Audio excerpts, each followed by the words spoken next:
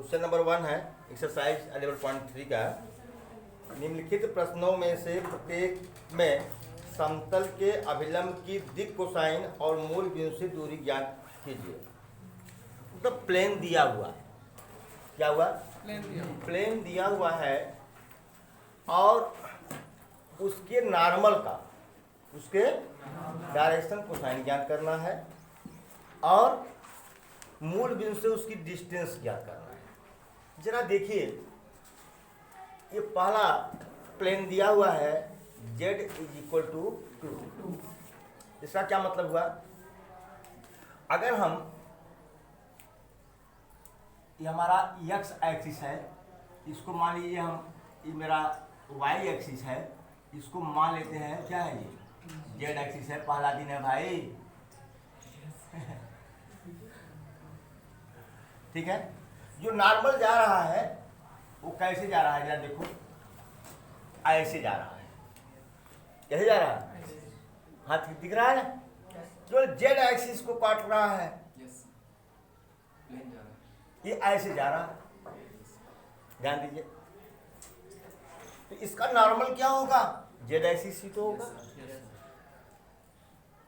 जब Z axis को काट रहा है, अगर यूं समझिए कि अगर ये, वैसे देखिए एक्स वाई प्लेन है, जैसे आप कमरे में बैठे ना, एक्स वाई प्लेन है और जेड एक्सिस को काट रहा है, इसका मतलब वो प्लेन कैसा है? एक्स वाई प्लेन क्या है? पैरेलल।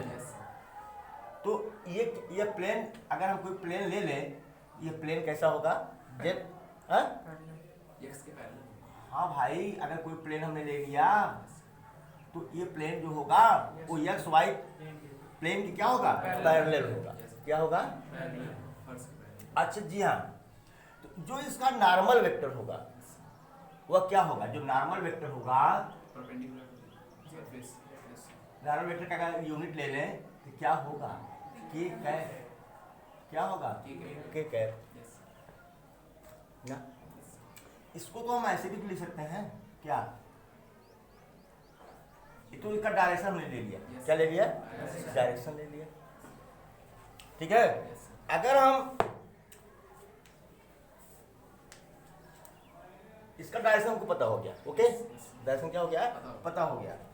अब हमको क्या निकालना है? Direction cosine. क्या निकालना है? Direction cosine. जी हाँ।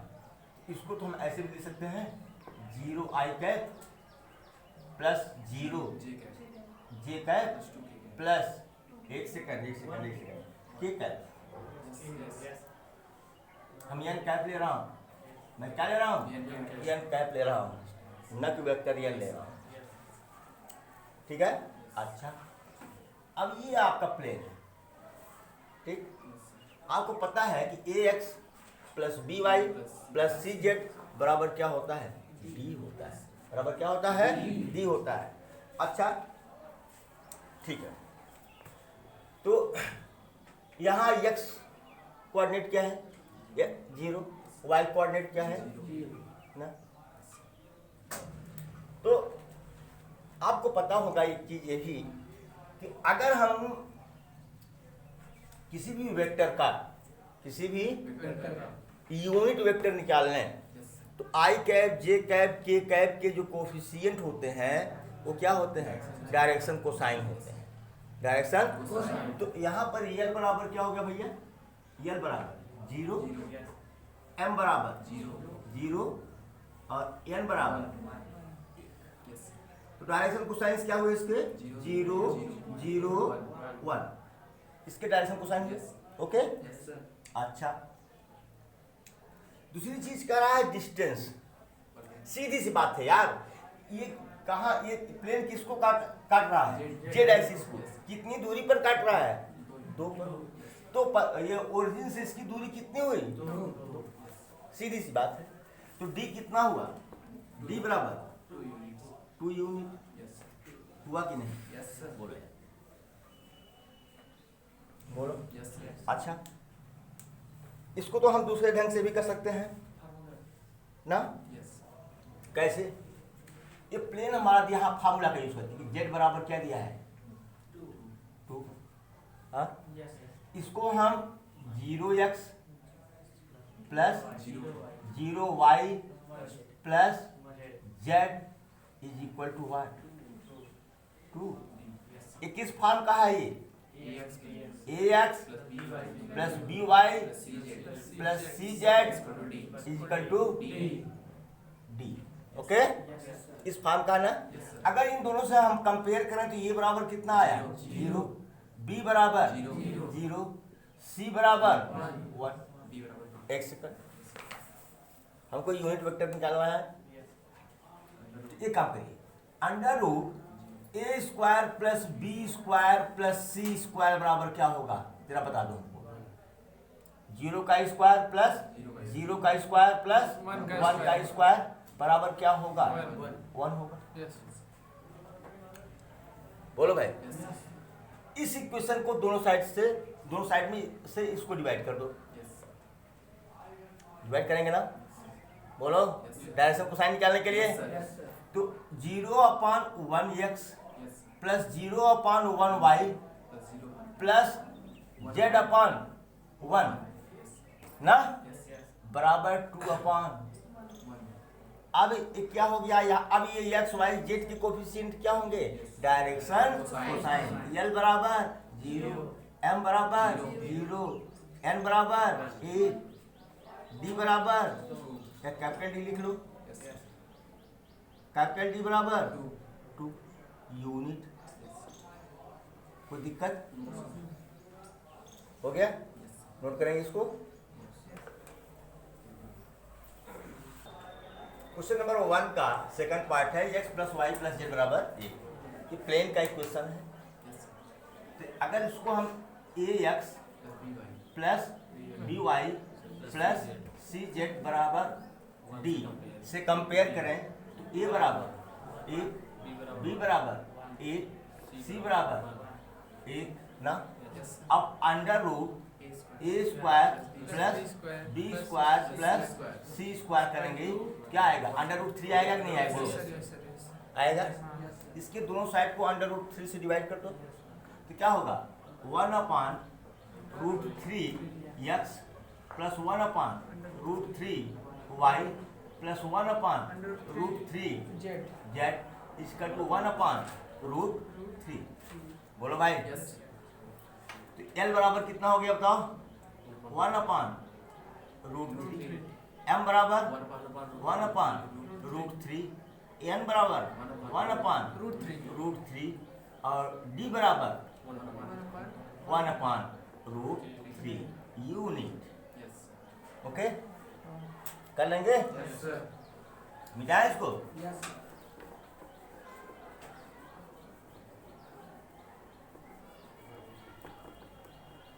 चलो भाई। अच्छा, इसको मिटाते हैं तो हाथ में लगता है तो नहीं? लगता है। मेरे हाथ में लगता है। अब बताइए, सी कर लेंगे। डी देख लीजिए भाई। 5y plus 8 is equal to 0।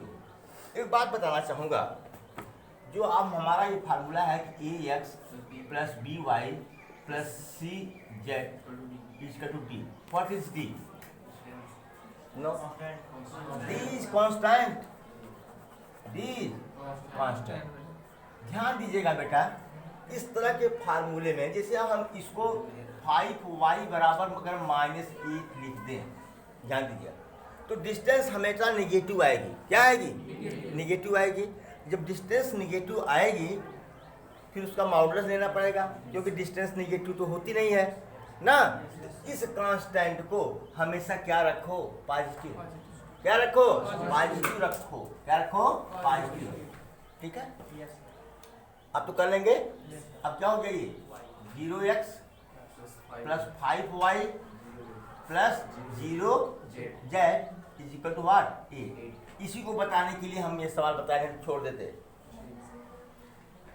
बीच में जो छोड़ा है आप लोग करिए अपने मन से। अब a बराबर कितना हो गया? a, b बराबर 0, b बराबर 5, c बराबर 0। Okay, under root A square plus B square plus C square करेंगे कितना होगा 5 ही तो आएगा। अब इसके दोनों साइड को इसके 5 से डिवाइड कर दो तो 0/5 जीरो हो जाएगा। 0x plus 1y plus 0z इसका 8/5 हो गया।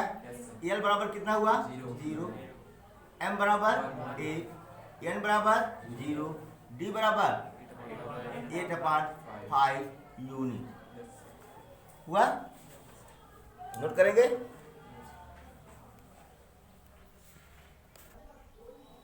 देखो कुछ गलत बोल गया था मैं फर्स्ट डी में। गलत ये बोल गया था कि जिससे हमने कहा कि 5y बराबर -8। ये तो निश्चित है कि कांस्टेंट है और इसको पॉजिटिव लेना है। अगर पॉजिटिव नहीं लेंगे तो क्या करेंगे, डिस्टेंस क्या आएगी निगेटिव। क्या आएगी निगेटिव आएगी। तो करें क्या, इसको पॉजिटिव बनाने के लिए -1 से दोनों साइड मल्टीप्लाई करते हैं। चलो भाई -5y = 8 ऐसा करो, ठीक है ना। चलो अब इसको क्या लिख सकते हैं 0x प्लस माइनस क्या -5y प्लस 0z = 8। तो ए बराबर 0। अब तो क्या लेंगे ना e बराबर -5, c बराबर 0, √a square plus b square plus c square बराबर 5 ही तो आएगा। डिवाइड कर दो ये सब, ए भी 0, 0/5 x -5/5 y प्लस 0/5 z = 8/5। तो l बराबर क्या हो गया भैया 0, m बराबर क्या हो गया -1, n बराबर क्या हो गया 0 और d बराबर क्या हो गया 8/5 यूनिट। ठीक है ना। चलिए हो जाती है भाई।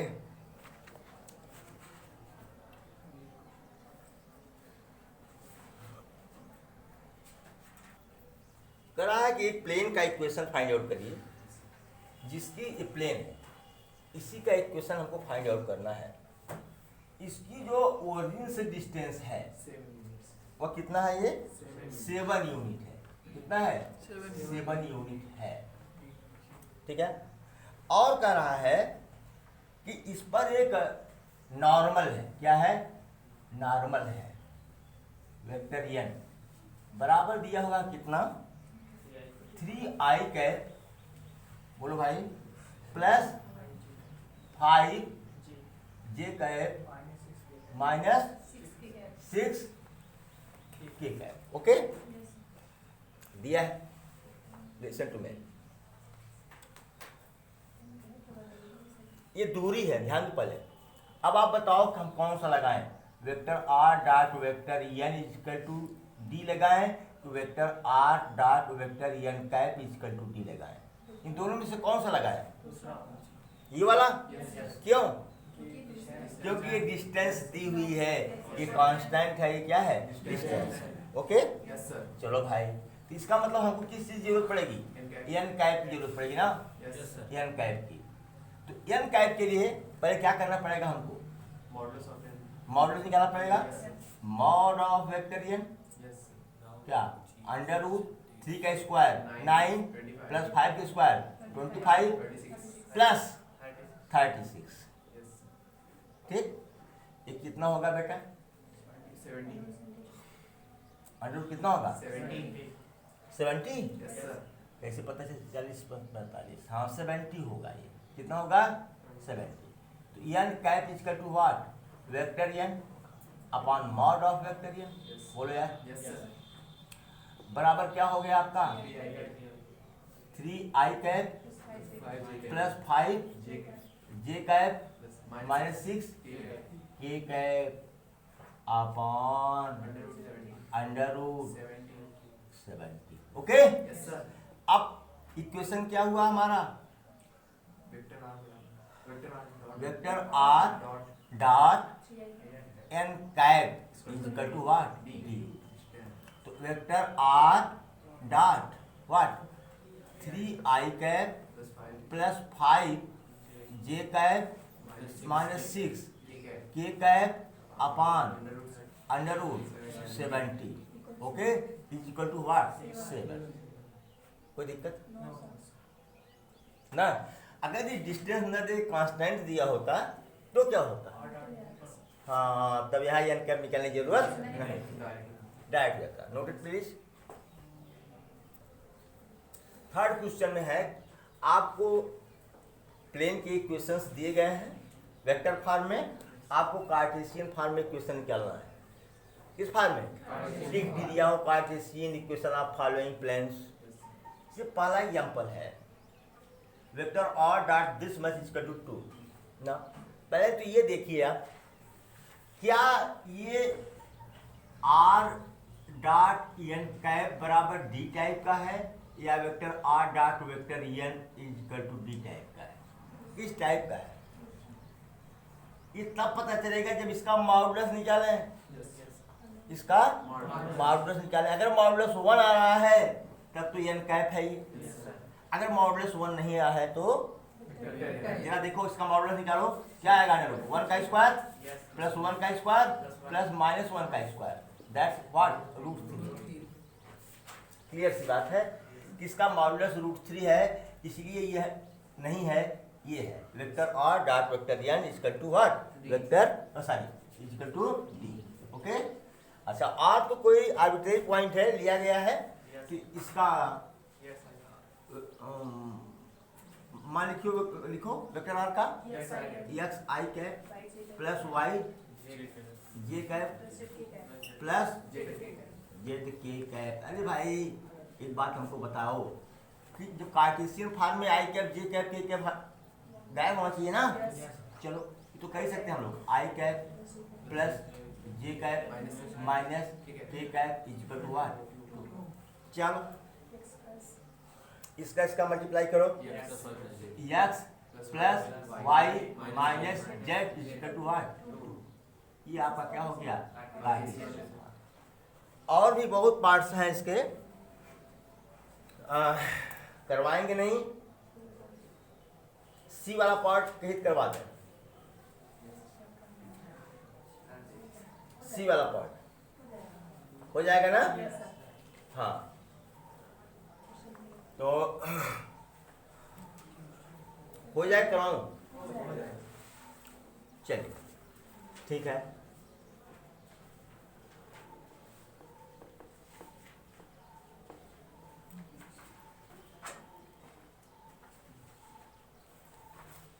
क्वेश्चन नंबर 4 है आपका। क्या 4 में भी 4 पार्ट दिए हुए हैं। ये है, करा निम्नलिखित स्थितियों में मूल बिंदु से खींचे गए लंबपाद के निर्देशांक ज्ञात कीजिए। निम्नलिखित स्थितियों में मूल बिंदु से खींचे गए लंबपाद के निर्देशांक ज्ञात कीजिए। कोई प्लेन है, कोई ये क्या है? ये आपका ये है 4 का ए 2x plus 3y plus 4z minus 12 बराबर 12 कर ही सकता हूँ। कोई दिक्कत तो नहीं है? अच्छा, अब जरा देखिए, पहले ये एक्स एक्सिस है, ये वाई एक्सिस है, ये कोई मेरा स्पेस में क्या है? ये प्लेन है ना। अब ये ओरिजिन है, यहाँ से भाई देखो ये 90 अंश का कोण बना रहा है ना। तो इसका कोऑर्डिनेट क्या होगा?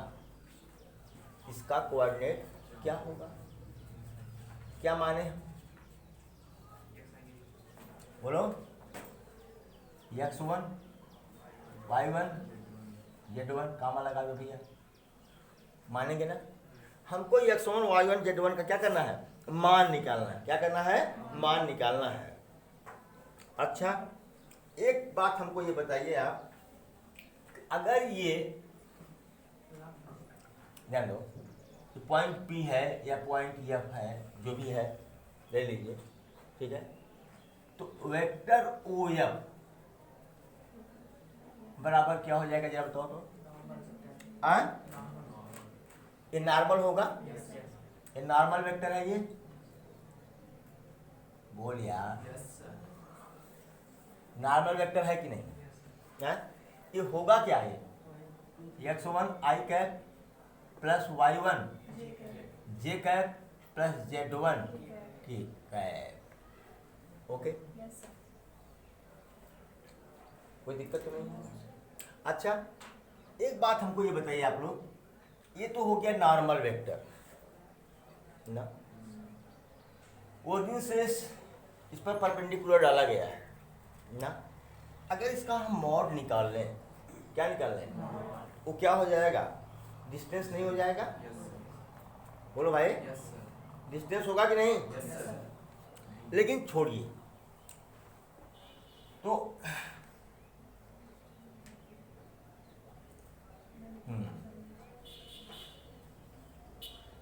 क्या करें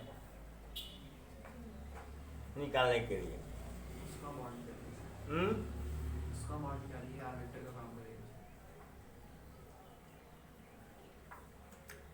इसका मॉड निकालने तो आर वेक्टर काम करेगा।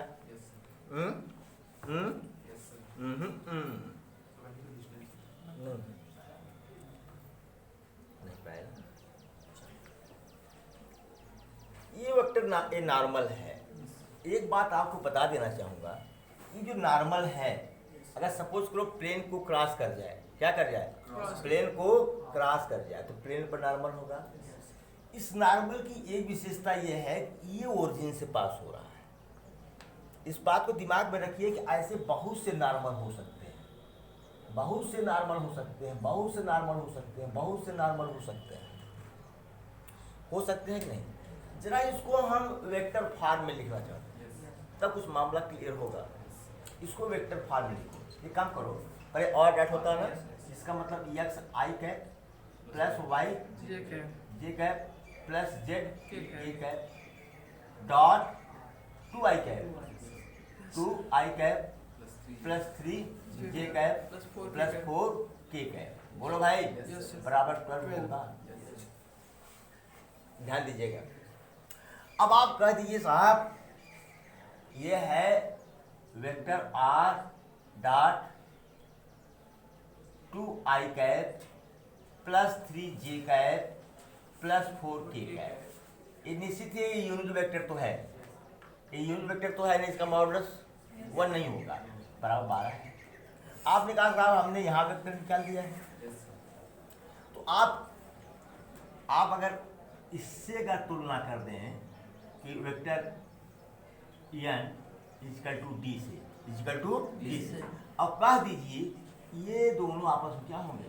बराबर होंगे। या ऐसे कह दें कि vector r dot x1 i cap plus y1 J cap ना प्लस z1 k कैप बराबर d, बराबर डी कांस्टेंट है। क्या हम इसको, इन दोनों को हम बराबर लिख सकते हैं? नहीं लिख सकते, नहीं लिख सकते। क्यों नहीं लिख सकते? नहीं, समझने की ट्राई टू अंडरस्टैंड, समझने की कोशिश करिए।